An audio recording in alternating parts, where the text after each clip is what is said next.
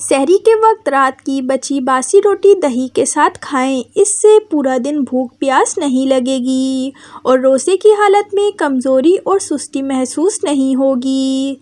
सहरी में जब आप खाना खा लें तो बिल्कुल आखिर में 3 अदद छोटी इलायची चबा कर खाएं और इसके बाद कुल्ली कर लें, थोड़ा सा पानी पी लें। इससे सारा दिन आपको प्यास नहीं लगेगी और गर्मी की शिद्दत भी महसूस नहीं होगी।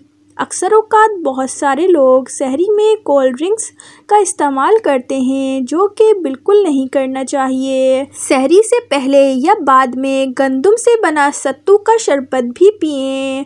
चीनी की जगह शक्कर का इस्तेमाल करें, आपको सारा दिन भूख नहीं लगेगी और ये शरबत इफ्तारी में भी पी सकते हैं। पकोड़े खा के अक्सर लोगों को बदहज़मी हो जाती है। अगर बेसन घोलते वक्त उसमें थोड़ी सी अजवाइन और सौंफ कूट कर शामिल कर दिया जाए तो बदहज़मी भी नहीं होगी और बहुत मज़ेदार खुशबू भी आएगी।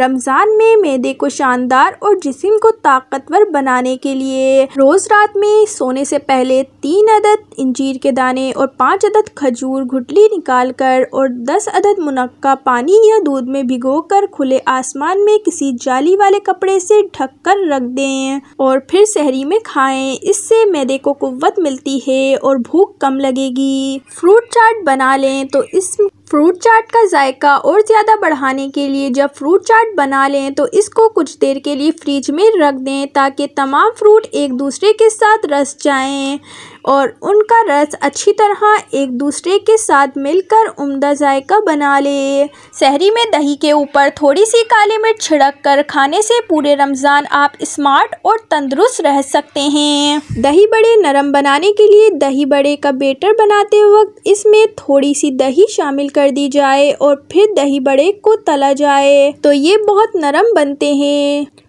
हरे धनिए या पुदीने की चटनी बनाते वक्त कभी भी नमक पहले ना डालें, वरना चटनी पतली बनती है और चटनी पीस के जब तैयार हो जाए तो बिल्कुल आखिर में नमक डालना चाहिए।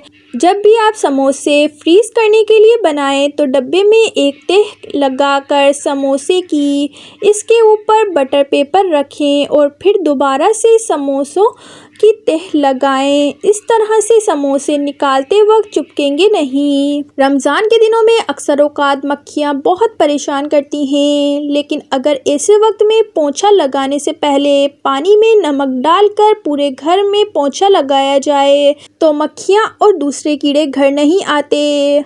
साइंसदानों के मुताबिक दही का रोज़ाना इस्तेमाल साइंसदानों के नज़दीक 1 या 2 कप दही का रोज़ाना इस्तेमाल जिस्म में ऐसे प्रोटीन की नशोनुमा का बायस बनता है जो कई किस्म के मोहलिक वायरस के हमलों के खिलाफ महफूज रखता है। दही का इस्तेमाल आंतों के अंदर कैंसर पैदा करने वाले अज्जा का खात्मा और फेफड़ों के सरतान की रोकथाम करता है।